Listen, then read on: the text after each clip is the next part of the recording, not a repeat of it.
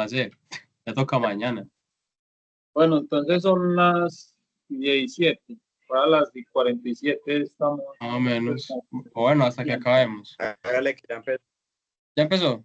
Bueno, muy buenas noches. Mi nombre es Camilo Cero Giraldo. En la noche de hoy me acompaña mi equipo de trabajo, el cual está conformado por Edwin González, Sebastián Henao y Mateo Segura, en el cual hoy les vamos a presentar un tema que es bastante interesante, como lo son las historias de usuario, que para algunos puede ser un tema tanto complicado, complejo o simplemente fácil de entender, porque al fin de cuentas las historias de usuario se basan en lenguaje natural.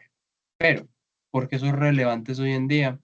Hoy en día son relevantes porque anteriormente usted tenía que hacer una documentación sumamente larga, sumamente amplia, sobre algún desarrollo de software o cómo se desarrollaba tradicionalmente el software.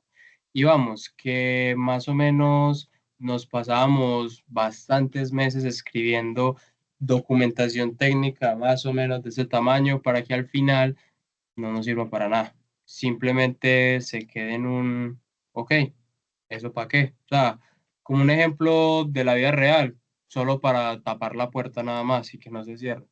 Entonces, eso ya al cliente ya no le sirve, ya no necesitaba eso o no entendía eso.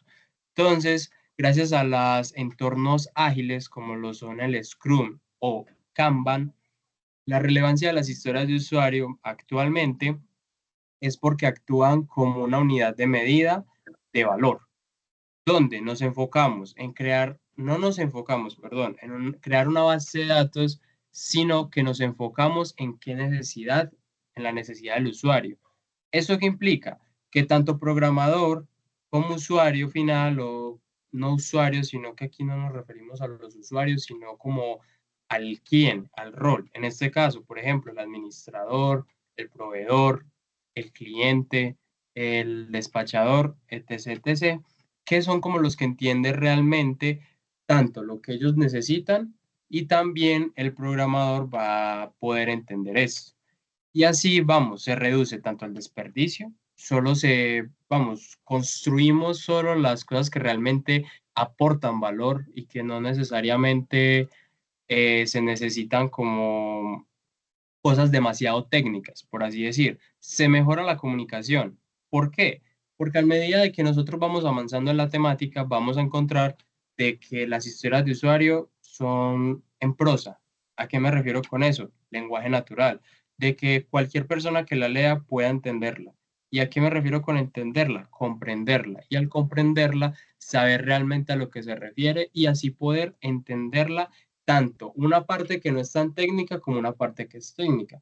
Así no hay ambigüedades y no hay ningún tipo de confusión o que la tome en doble sentido. Es por eso que dice eso.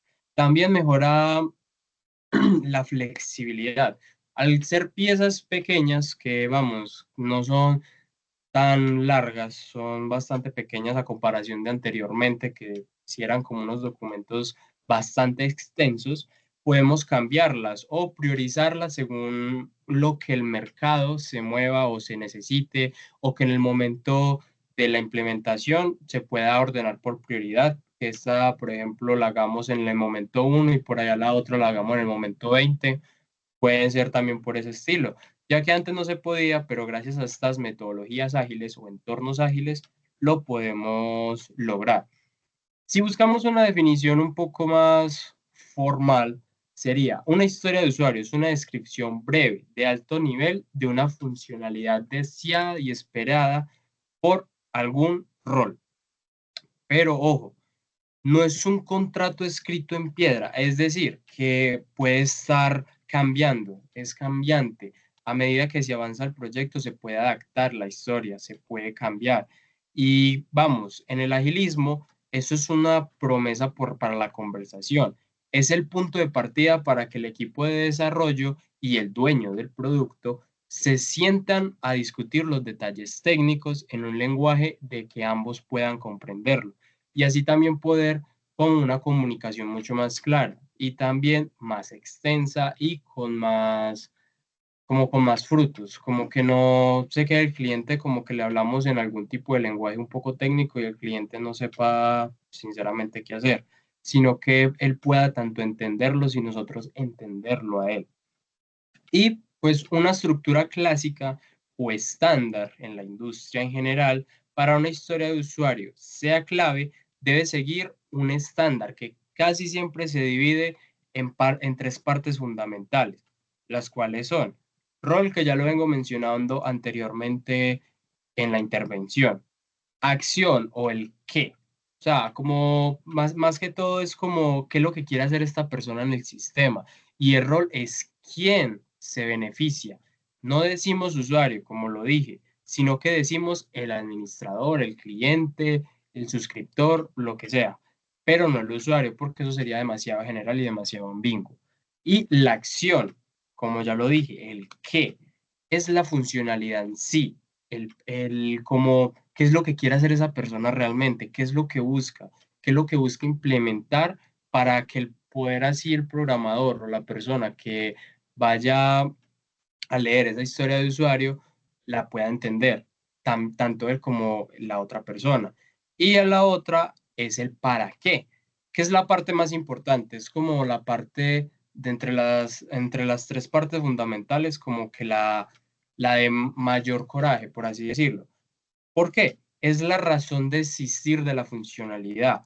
Si no hay para qué, claro, la historia de usuario no debería existir, porque claro, no vamos a saber realmente qué es lo que va a querer el cliente. Y a nosotros como, por así decir, que somos como las personas que desarrollamos el sistema, no vamos a saber qué hacer. Entonces, claro, ese para qué es algo bastante fundamental que se defina en la historia del usuario, que pueda cambiar a futuro, que se pueda adaptar, claro, todo bien, mientras se hable y se dé en un lenguaje que se puedan entender ambas partes. Unos ejemplos detallados, o como por así decir, bastante simples pero concretos, podría ser, por ejemplo, una red social, Instagram o Facebook. El cómo, usuario que viaja mucho, quiere, o el qué, etiquetar mi ubicación geográfica en mis fotos. ¿Para qué? Para que mis seguidores puedan ver los lugares a los cuales visito y organizar mi perfil por destinos. Esa es una historia de usuario bastante simple. Otra, una app de finanzas o banco. Puede ser Bancolombia, puede ser Nequi, puede ser Nu, puede ser la que es como una abejita, puede ser cualquiera. El cómo, padre de familia. En este caso sería el rol. Quiero configurar una transferencia automática mensual a la cuenta de ahorros de mi hijo para garantizar el ahorro que se haga sin que yo tenga que recordarlo cada mes. Esa es una opción clara. No hay doble sentido, no se entiende diferentes cosas. No como que alguien vaya a leer esto en otro lado y pueda entender algo completamente diferente o simplemente no lo pueda entender. Por eso es que las historias de usuario son a su vez tan cortas, pero tan concretas y sin las ambigüedades que normalmente podríamos tener si utilizáramos lenguajes técnicos. Y pues eso sería de momento todo. Ya mi compañero Mateo ya seguiría con la intervención. Mm, bueno, siguiendo acá con los temas que estamos tratando, yo voy a hablar sobre la estimación ágil y el método Moscow. La estimación ágil nos ayuda como a calificar la dificultad como de la historia de usuario que se va a hacer. Por ejemplo, si vos necesitas un registro de la página, lo vas a calificar con ciertos puntajes. Va de 1 a 3, 5, 8, 12 y llegaría hasta 12, que es como lo más complejo, por así decirlo. Esa se divide como por cualidades, como por varios tipos para calificación. En la primera es la misma que estoy hablando, que es la estimación por puntos, que básicamente es de 1 o 2, que es como lo más simple, de ahí para arriba, de 8 hasta 13, que es lo más complicado, que es hacer la tarea como desarrollador. La otra es Planning Poker, que se basa como en hacer una reunión entre desarrolladores y mirar a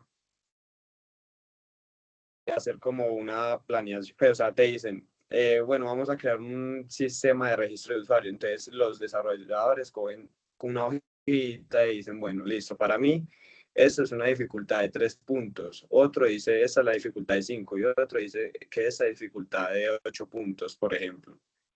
Entonces el de 8 dice, ¿por qué es difícil? Porque necesitamos crear una base de usuarios, una base de datos, crear una validación al correo electrónico, etcétera. Y el de menos explica también su parte, temas porque puede que se lee muy fácil y llegan como un acuerdo para que a todos se le haga como más fácil desarrollarlo.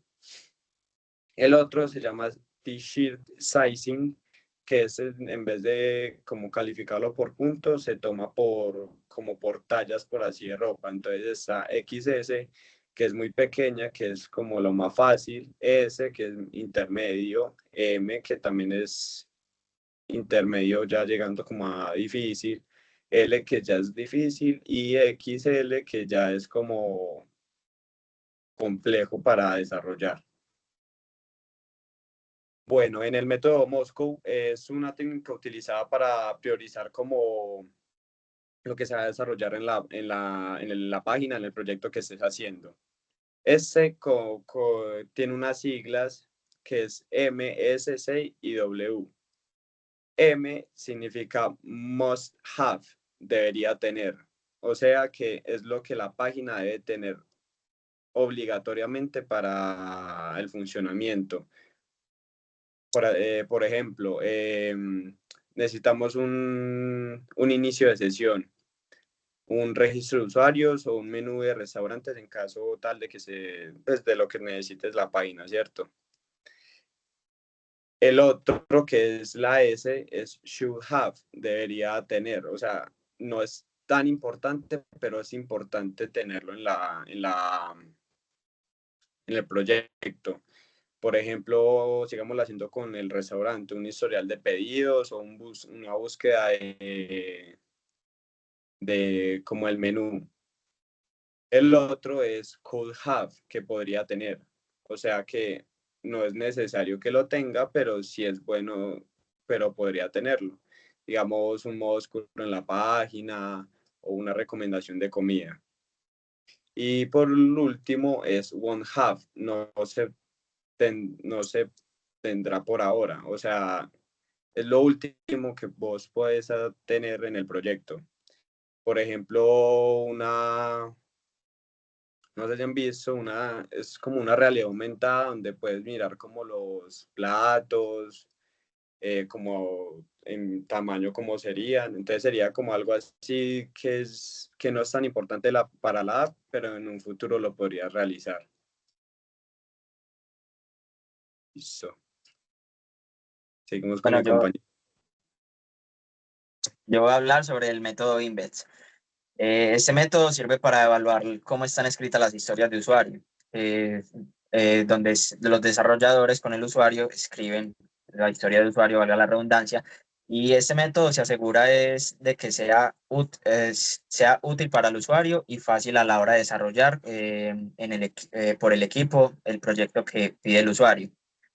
Index es un acrónimo donde cada palabra representa una característica que debe tener la historia de usuario, lo cual significa independiente, negociable, valiosa, estimable, pequeña, probable o verificable. Bueno, Independiente. Esto quiere decir que en cada historia de usuario para la creación del proyecto no debe depender de alguna. Si se crean dos al mismo tiempo, no va a afectar en que estén trabajando en una parte y otra en otra parte. Negociable. No es algo fijo ni estricto de un paso a paso, sino que se pueda mover y cambiar a la hora de la corrección de errores, que sea fácil para los desarrolladores del proyecto y a la hora de que el usuario quiera cambiar algo dentro del proyecto. Entonces no sería algo fijo. valiosa. Esto debe mejorar o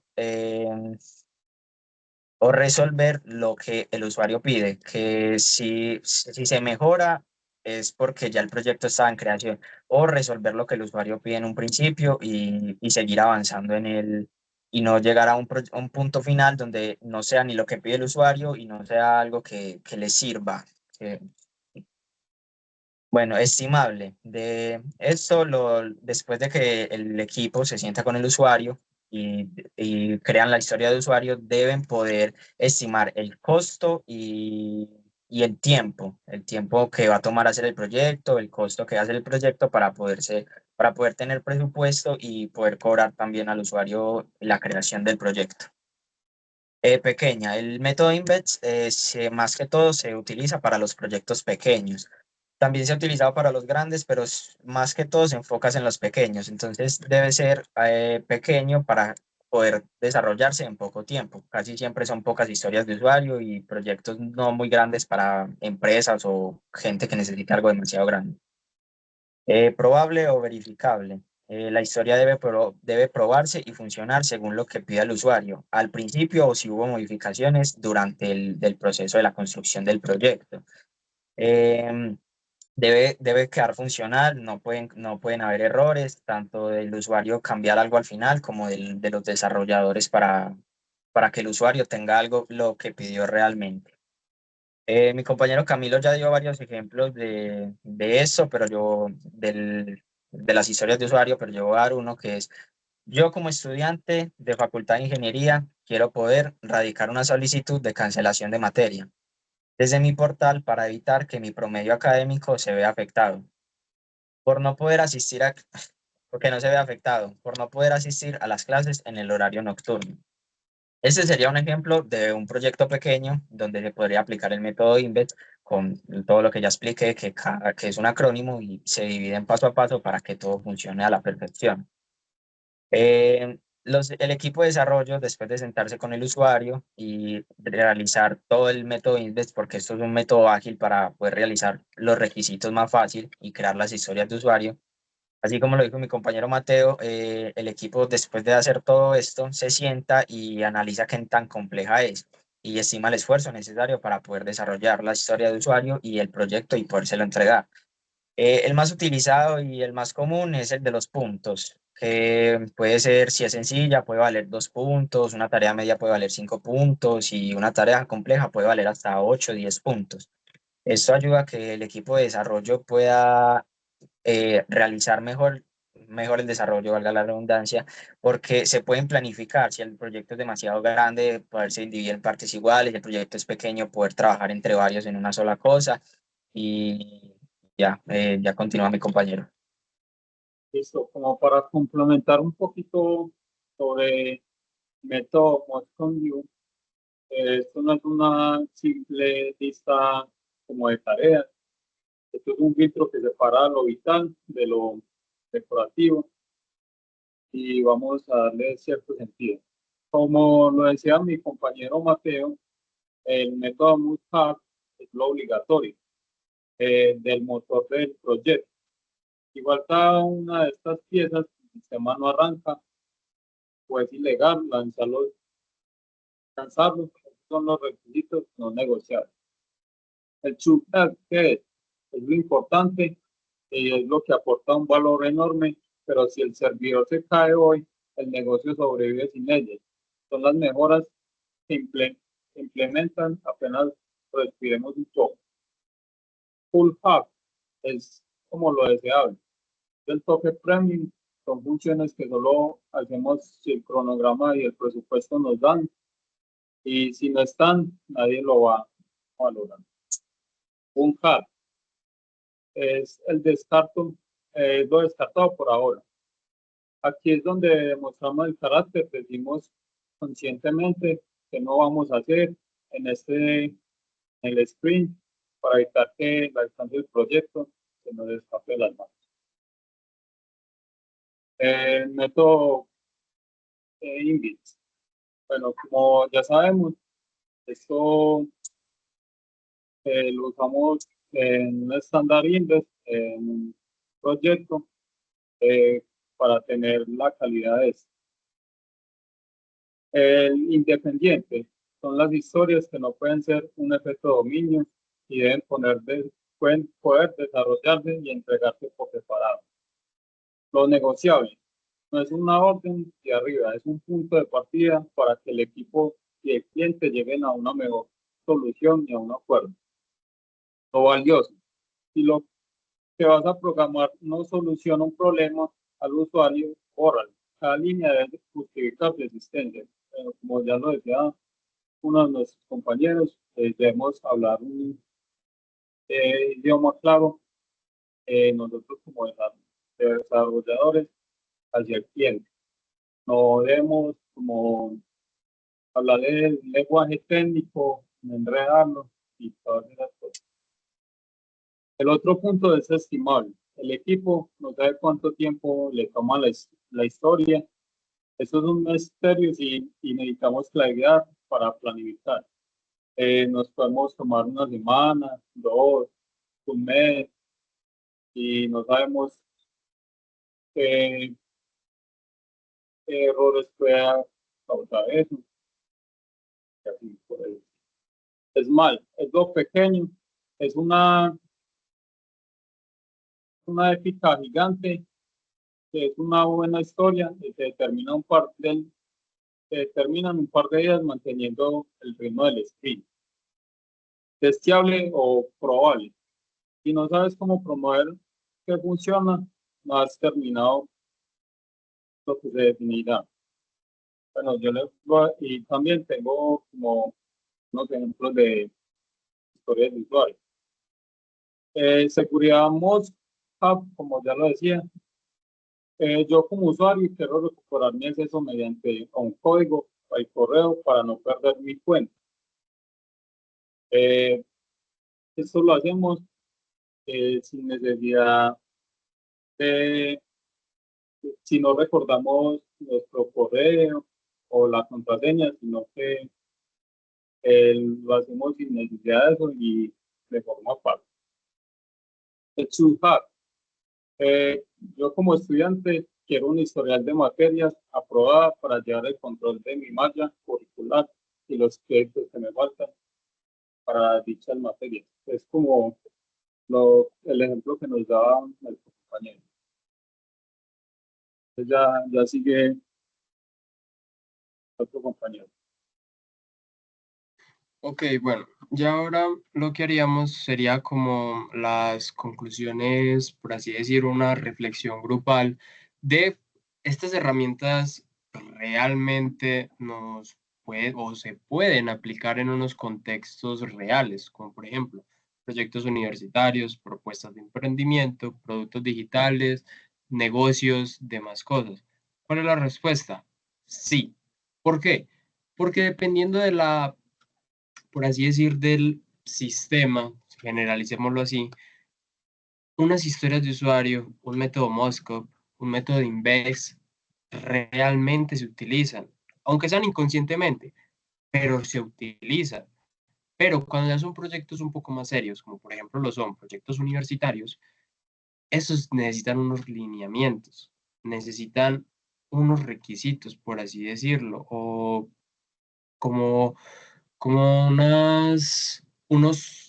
algo que tenga que tener obligatoriamente, que unas condiciones para que me logren entender. Y esas condiciones se logran teniendo las historias de usuario claras, porque así tanto el cliente, o bueno, digámoslo como por un ejemplo en este caso, el profesor nos pueda entender a nosotros como alumnos lo que realmente queremos hacer en nuestro proyecto y que él no tenga algún tipo de ambigüedad, que lo pueda entender en un doble sentido o que pueda pensar algo completamente diferente a lo que nosotros realmente queremos expresar. Y eso es algo que, vamos, en este tipo de proyectos se aplicaría demasiado. En propuestas de emprendimiento, vamos, ya mi compañero Edwin les daría como ese tipo de reflexión, como en este tipo de, por así decirlo, como de casos reales. Edwin.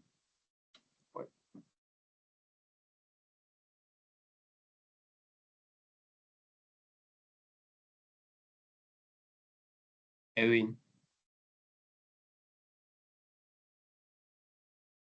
Edwin.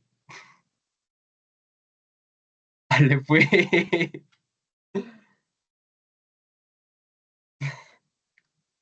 Tiene el micrófono cerrado. Tiene el micro cerrado. Se me fue, no escuché. No, que ya tú continúa con la otra parte de la reflexión de que si estas herramientas realmente pueden ser aplicadas en contextos reales. Yo, por ejemplo, di un ejemplo de trabajos universitarios. Tú puedes dar un ejemplo de alguna propuesta de emprendimiento. A ver, un ejemplo. Bueno, ni siquiera un ejemplo. No, un Tomémoslo ejemplo no. no tomémoslo como un ejemplo. ¿Tú crees realmente que estas cosas como historias de usuario, método Moscow, método Index y demás cosas que hablamos en esta charla, por así decir, en esta presentación, realmente influyen en algo real? A ver, realmente sí puede influir mucho. No, sí puede, no, realmente influye mucho porque todos estos métodos siempre buscan esa agilidad y facilidad entre el usuario y los desarrolladores.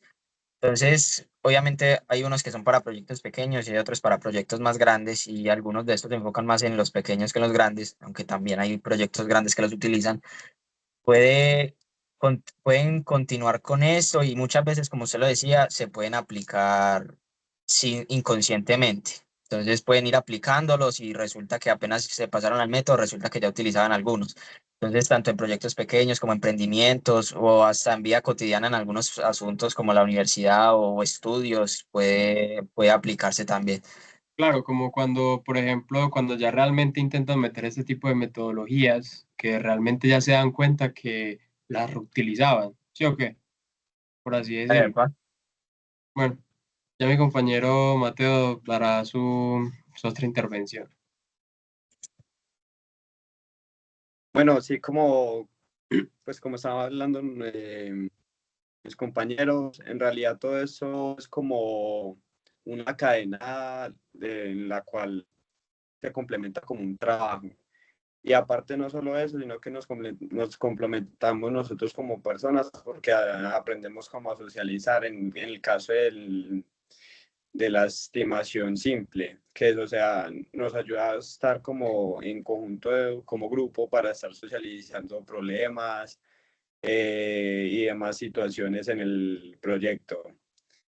También el Moscú pues nos ayuda como a saber qué es más importante en un proyecto y qué no en realidad. Y eso es como lo más básico que nos ayuda a eso. Pues eso es muy completo y nos ayuda a ser como más profesionales en ese ámbito. Claro, como ya saber qué tipo de herramientas, como realmente ya utilizarlas a conciencia, por así decirlo, como ya aplicando Exacto. realmente como los métodos, digámoslos así, o como las reglas. Bueno, nuestro amigo Sebas también nos dará pues su intervención de qué Sí, piensa sobre pues esto. al final del día desarrollar software no se trata de quién escribe más líneas de código, sino quién entiende el problema y quién da mejores soluciones. Como por otro lado, el método INVEST es nuestro seguro de vida. Nos recuerda que una gran idea no sirve de nada si no podemos ejecutarla, medirla y también probarla.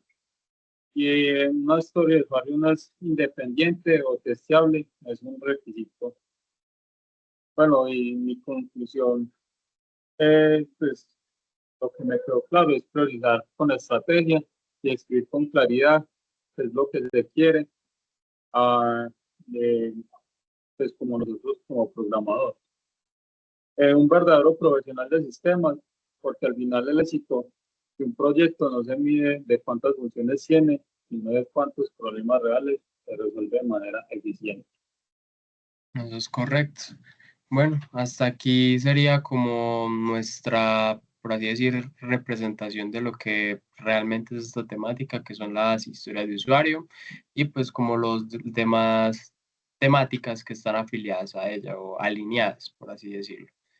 Bueno, feliz noche. Muchísimas gracias por escuchar. Hasta luego. Hasta luego.